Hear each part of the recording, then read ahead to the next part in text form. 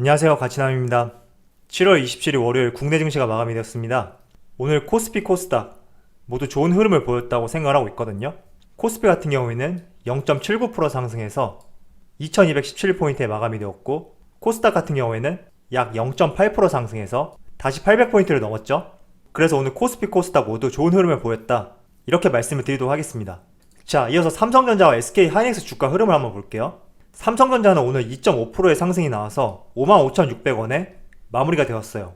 삼성전자의 주가 흐름치고 2% 이상이면 큰 상승이죠. 그래서 오늘 삼성전자의 흐름은 굉장히 좋았다, 이렇게 볼 수 있지만, 반대로 유사업종인 SK하이닉스 같은 경우에는 1%의 하락이 나오면서 82,800원에 마무리가 되었단 말이죠. 그래서 상대적으로 삼성전자가 아닌 SK하이닉스를 들고 계신 분들이라면 화가 날 수도 있고, 속된 말로 어이가 없다, 이렇게 생각을 할 수 있다고 생각하고 있어요. 하지만 약 3, 4개월 동안 지금 박스권을 형성하고 있는데, 이 구간 내라면 큰 손실이 나던가 큰 수익을 보던가 이런 투자자는 없을 거란 말이에요.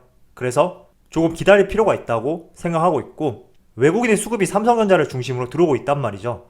그래서 삼성전자를 수급이 들어온다는 말은 코스피 전체에 수급이 들어오고 있는 것이고, 코스피 수급이 들어온다는 말은 대형주와 우량주 위주로 수급이 들어올 가능성이 있기 때문에 기다리고 인내하다 보면 반드시 상승은 나온다, 이렇게 말씀을 드리도록 하겠습니다. 자, 오늘 코스피 수급을 한번 살펴보면 외국인, 기관 모두 양매수로 들어왔어요. 외국인은 1600억, 기관은 1400억 정도로 비슷한 규모로 들어왔죠. 자, 그리고 삼성전자의 수급을 살펴보면 오늘도 외국인의 큰 금액이 들어온 것을 알 수 있습니다. 무려 3900억 정도의 큰 금액이 들어왔는데, 제가 앞서서 코스피의 순매수 자금이 1600억이라고 했잖아요. 그렇다는 말은 삼성전자는 3900억치 매수했고 다른 종목에서 2300억치를 매도했다, 이렇게 말씀을 드릴 수 있죠. 그래서 정리를 해서 말씀드리면 코스피 순매수 자금보다 삼성전자의 순매수 자금이 더 컸고, 이렇게 크다는 말은 삼성전자를 대량 매수했고 다른 종목들에서 큰 매도를 보여주었다, 이렇게도 해석을 할 수 있습니다. 항상 말씀드렸지만 삼성전자와 SK하이닉스 그리고 기타 대형주들은 외국인의 수급이 굉장히 중요해요. 그래서 외국인의 수급을 지속적으로 살펴보신다면 우리가 흐름을 예측하는데 도움이 될 수 있고, 비록 삼성전자 중심으로 외국인의 수급이 들어오고 있지만 저는 그렇게 생각하고 있거든요. 지난 3월달, 4월달 외국인이 10조 넘게 코스피 시장에서 발을 뺐단 말이죠. 그래서 본격적으로 다시 매수를 하기 위해서는 우선순위가 있을 거란 말이에요. 그 우선순위 중에 가장 처음에 있는 종목이 삼성전자고, 어느 정도 삼성전자의 매집이 끝났다면 SK하이닉스라든지 현대차 그리고 다른 종목들, 이런 코스피 우량주 종목들 위주로 매수 자금이 몰릴 수 있다, 이렇게 생각을 하고 있습니다. 그래서 SK하이닉스를 들고 계신 분들이라면 조금 지루할 수는 있어도 반드시 외국인의 수급이 들어올 것이고, 그 수급이 들어올 때 본격적으로 상승이 나올 수 있다, 이렇게 정리를 하도록 하겠습니다. 자, 지난번에도 말씀을 드렸지만 SK하이닉스의 실적이 굉장히 잘 나왔지만 주가는 할 말을 잃었다, 이런 표현이 나올 정도로 지지부진하게 움직이고 있어요. 지금 삼성전자의 외국인의 흐름을 본다면 특히 7월 들어서 굉장히 외국인의 수급이 많이 몰리고 있죠.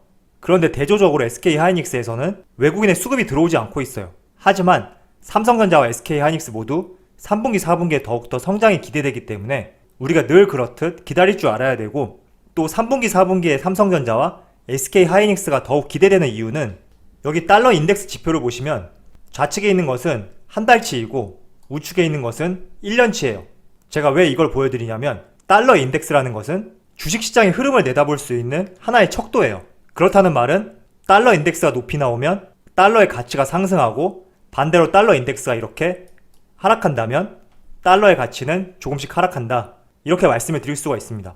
자, 그렇다면 97년 그리고 2008년 이어서 올해 초죠. 코로나 사태가 정점을 찍었을 때 달러 인덱스 지수가 굉장히 정점을 찍었죠. 달러의 가치도 굉장히 높아졌단 말이에요. 왜 이렇게 경기가 안 좋을 때마다 달러의 가치가 높아지냐면, 사람들이 이런 말을 하잖아요. 경기가 안 좋을수록 현금을 확보해야 된다. 그런데 현금 중에서도 원화보다는 달러를 세계에서 봤을 때 가장 안전자산으로 보고 있기 때문에 이렇게 경기가 안 좋아지면 달러의 가치는 상승한다, 이렇게 말씀을 드릴 수 있고, 그렇다는 말은 돌려서 얘기를 한다면 달러의 가치가 상승하면 주가는 하락하겠죠. 왜냐하면 경기가 좋지 못하기 때문에. 그리고 한 가지 더 이어서 말씀을 드리자면, 달러의 가치가 상승하면 외국인 투자자 입장에서 볼 때 환차익, 환차손, 이런 말 들어보셨죠? 환차손이 발생이 될 수 있어요. 그래서 우리나라보다는 오히려 미국 쪽이 훨씬 더 매력도가 높았던 시점이었다, 이렇게 말씀을 드리고, 이어서 외국인의 수급을 월별로 한번 말씀을 드려보도록 할게요. 자, 코로나 사태가 본격적으로 터지기 직전인 1월달 같은 경우에는 1월 한 달간이거든요. 코스피 시장의 외국인의 순자금이 3천억 정도 유입이 되었어요. 그리고 이어서 2월달 같은 경우에는 코로나가 본격적으로 터지기 시작했죠. 이때 외국인의 매매 동향을 살펴보면 약 3조 3천억 원의 자금이 빠져나갔어요. 이어서 3월달은 더 많이 나갔죠. 무려 12조 5천억이라는 큰 금액이 국내 시장에서 빠져나갔다, 이렇게 말씀을 드리고, 4월은 3월보다 3분의 1 정도로 줄어들긴 했지만 그래도 4조가 넘는 금액이 빠져나갔죠. 이어서 5월도 4월과 비슷한 금액의 외국인의 자본이 주식시장에서 빠져나갔어요. 그리고 6월 같은 경우에는 3, 4, 5월보다 비교적 많이 줄었죠. 그래도 1조가 넘는 금액이 국내 주식시장에서 빠져나갔다, 이렇게 말씀을 드리고, 마지막으로 7월달 한번 볼게요. 어제 일자까지 한번 살펴보면 8,600억 정도의 외국인의 자금이 빠져나갔어요. 그런데 이 기간을 조금 좁혀서 최근 2주간으로 한번 살펴본다면 오히려 외국인의 자금이 이제는 들어오고 있다는 거죠. 지금까지 나갔던 자금에 비하면 턱없이 부족해요. 하지만 우리가 체크해볼 점은 그동안 계속 빠져나가기만 했던 외국인의 자금이 최근 들어서는 계속 유입이 되고 있다, 이렇게 말씀을 드리고, 외국인이 가장 많이 매수하는 종목은 대형주 위주다, 이렇게 말씀을 드리고 싶어요. 그래서 제가 이렇게 월별로 수급을 보여드렸던 이유는 달러 인덱스, 달러의 가치가 조금씩 떨어지고 원화의 가치가 상승한다면 다시 국내 주식시장은 안정화를 찾아가고 있다, 이렇게 이해를 할 수 있고, 이렇게 안정화를 찾아간다면 외국인의 자금이 들어올 수 있다, 이 점을 설명드리고 싶었습니다. 그래서 이어서 말씀을 드리면, 최근에 SK하이닉스가 이렇게 실적이 잘 나왔는데도 주가의 흐름이 좋지 못하고 외국인의 자본이 들어오지 않고 있단 말이죠. 하지만 코스피 종합주가지수에 외국인의 흐름을 본다면 조금씩 들어오고 있단 말이에요. 물론 주도주가 삼성전자지만 이렇게 달러 인덱스 지수가 지속적으로 하락하면서 환율이 안정화되고 국내 주식시장이 안정화될수록 삼성전자뿐만 아니라 코스피 시가총액 상위 종목들, SK하이닉스, 현대차, 삼성바이오로직스, LG화학 등등 대형주 위주로 외국인의 자금이 들어올 수밖에 없다, 이 점을 말씀드리고 싶었습니다. 그래서 달러 인덱스 지수가 하락할수록 주가는 상승할 가능성이 많은데, 이렇게 주가가 상승할 가능성이 많다는 이유는 외국인의 자금이 들어올 수 있기 때문이죠. 그래서 이 관계를 잘 이해를 하시고 여러분들이 투자를 하시는데 조금은 도움이 되었으면 좋겠습니다. 자, 최근에는 이런 기사도 나왔더라고요. 항상 달러로만 거래되는 원유가 위안화로 첫 거래를 했다, 이런 기사가 나왔는데, 이렇다는 말은 달러의 가치가 떨어질 수 있는 하나의 트리거가 될 수 있죠. 그래서 이렇게 달러 인덱스 지수가 하락할수록 국내 주식시장은 살아날 수 있는데, 이렇게 살아날 수 있는 이유 중에 하나는 외국인의 수급이다, 이렇게 이어서 말씀을 드리고, 외국인의 수급이 들어올 때는 중소형주 위주로 들어오지 않는단 말이죠. 비교적 대형주 중에서도 시가총액이 높은 상위 종목들 위주로 항상 외국인은 들어왔기 때문에 지금부터 이 부분을 우리가 체크해보고 생각을 하신다면 어떠한 종목에 투자해야 되는지 가늠이 설 거라고 생각을 하고 있습니다. 자, 며칠 전에 이런 기사가 하나 나왔더라고요. 인텔에서 7나노 제품의 출시를 연기했다. 이번이 처음이 아니죠. 인텔 같은 경우에는 반도체 설계부터 제조, 외주 생산까지 담당하는 종합 반도체 회사거든요. 그래서 그동안 핵심 제품 같은 경우에는 자체 생산 체계를 주로 유지를 했어요. 그런데 7나노 제품에 대한 출시 연기, 이런 부분을 통해서 자체 제조를 고집하지 않고 파운드리 업체에게 맡기겠다, 이런 계획을 발표했는데, 그렇다는 말은 삼성전자에게는 메모리 쪽은 조금 부정적일 수 있지만 파운드리 쪽은 긍정적일 수 있다, 이런 말씀을 드리고 싶습니다. 인텔에서 지금 출시를 연기하고 있는 7나노 공정, 이 7나노 이하의 미세 공정이 가능한 기업은 대만의 TSMC하고 한국의 삼성전자, 이 두 곳밖에 없거든요. 그래서 인텔에서 자체 제조를 고집하지 않고 외부 파운드리 업체에 칩 생산을 맡길 경우에는 대만의 TSMC와 한국의 삼성전자, 반사 이익을 받을 수 있지 않을까, 이렇게 생각하고 있습니다. 자, 오늘 일본 불매운동과 관련된 종목들이 시세가 잘 나오고 있더라고요. 특히 네이버 검색어 상위권에 모나미 종목이 있더라고요. 그래서 일본 불매운동과 관련된 이 내용과 반도체, 이쪽 부분을 연관지어서 한 종목을 설명을 해보도록 하겠습니다.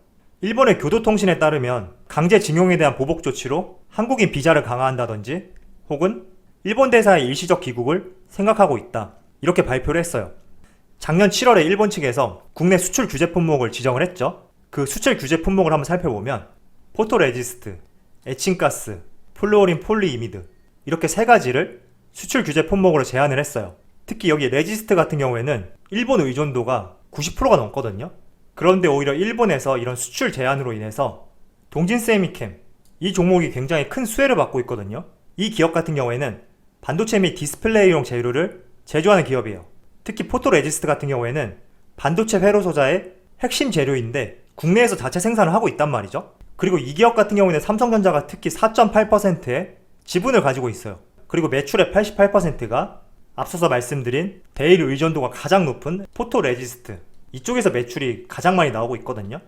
그래서 작년 7월에 일본 측에서 수출 규제 제한 제품으로 분류를 한 이후에 주가의 흐름이 굉장히 잘 나오고 있고, 뿐만 아니라 포토레지스트 공장을 증설하겠다, 이런 발표를 했어요. 그래서 2021년이 된다면 국내 포토레지스트 생산량이 현재보다 2배 이상 확대된다, 이런 말씀을 전해드리고 싶고, 제가 왜 이 기업을 소개해드리냐면, 자, 여러분 잘 생각해보세요. 만약에 한일 관계가 다시 좋아진다면 다시 일본에서 수입하는 포토레지스트의 비중도 늘어날 수 있겠죠? 그럼 반대로 이 기업 같은 경우에는 매출이 줄어들 수 있다, 이렇게 생각할 수 있을 거예요. 하지만 그게 아니라는 거죠.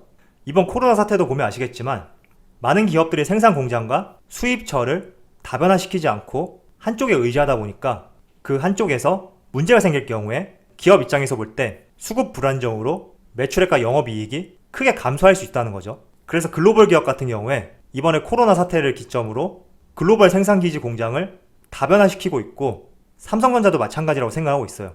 일본에서 수입 비중이 높은 포토레지스트를 한일 관계가 악화될 때마다 수입에 문제가 된다면 기업 측면에서도 수급 불안정 상태가 올 수 있겠죠. 이렇듯 지난 19년에 일본 수출 규제 품목으로 포함이 되었다는 말은 앞으로 한일 관계와 상관없이 꾸준히 들어올 수 있는 공급원을 확보하는 것이 무엇보다 중요하다, 이렇게 생각하고 있을 거란 말이죠. 그래서 아무리 한일 관계가 좋아진다고 하더라도 이 포토레지스트, 이쪽 분야는 지속적으로 국내 기업과 좋은 관계가 유지될 것이다, 이렇게 말씀을 드릴 수가 있습니다. 특히 동진세미캠 같은 경우에는 삼성전자의 극자외선 EUV라고 하죠. 최근에 이쪽 분야의 메모리 라인 공급 업체로 선정이 되었거든요. 그래서 앞으로 삼성전자가 투자를 늘리고 성장을 할수록 같이 발맞춰서 나가지 않을까, 이렇게 생각하고 있습니다. 그래서 다시 한번 정리를 해서 말씀드리면, 제가 여러분들에게 이 종목을 매수하세요, 이런 의견은 절대 아니에요. 같이 공부를 해보고 생각을 해본 다음에 어느 정도 목표치를 설정한 다음에 진입하자, 이런 의견을 전달해 드리는 것이니까 참조를 하셨으면 좋겠고요. 저는 코로나 사태 때문에 삼성전자에서 동진세미캠에 대한 의존도가 더욱 높아지지 않을까, 이렇게 생각하고 있거든요. 왜냐하면 지금 코로나 사태를 보시면 아시겠지만 세계의 많은 글로벌 기업들이 해외 각국에 공장들을 보유하고 있어요. 그런데 바이러스 환자가 생길 때마다 공장을 문을 닫아야 되고, 그로 인해서 생산 차질, 이런 문제점이 발생이 된단 말이죠. 그래서 삼성전자 입장에서도 이번에 코로나 사태와 작년 7월에 수입 의존도가 높은 포토레지스트의 수출 제한, 이런 사태를 겪어봤을 때 글로벌 생산기지는 한 곳에 집중되는 것이 아니라 다양화돼야 되고, 이렇게 한일 관계가 악화될 때마다 언제든지 수출 규제 품목으로 포함될 수 있는 포토레지스트의 수급 이슈를 없애기 위해서는 국내 기업인 동진세미캠에 대한 의존도 높아질 수밖에 없다, 그런 말씀을 전해드리고 싶습니다. 그래서 지금 해당 기업 같은 경우에는 원래부터 매출액이 꾸준히 증가하고 있던 기업이었어요. 그런데 작년 7월 이후부터 지속적으로 성장을 기대해 볼 수 있는 기업이 되고 있지 않나, 이런 생각을 하고 있고, 제가 항상 말씀을 드렸듯이 반도체 관련된 종목들이라면 삼성전자와 SK하이닉스가 있는데, 이 기업을 고객사로 두고 있는 소재, 부품, 장비 기업들, 소부장 기업이라고 하죠. 이런 기업들에 투자를 한다면 더욱더 좋은 흐름을 보일 수 있다, 이렇게 말씀을 드렸어요. 그 중에 한 기업이 동진세미캠이다, 이렇게 말씀을 드리도록 하겠습니다. 자, 그럼 오늘 영상을 마치도록 하고요. 항상 여러분들이 투자하시는데 제 영상이 조금이나마 도움이 되었으면 좋겠습니다. 그럼 항상 여러분들의 성공 투자를 기원하도록 하겠습니다. 감사합니다.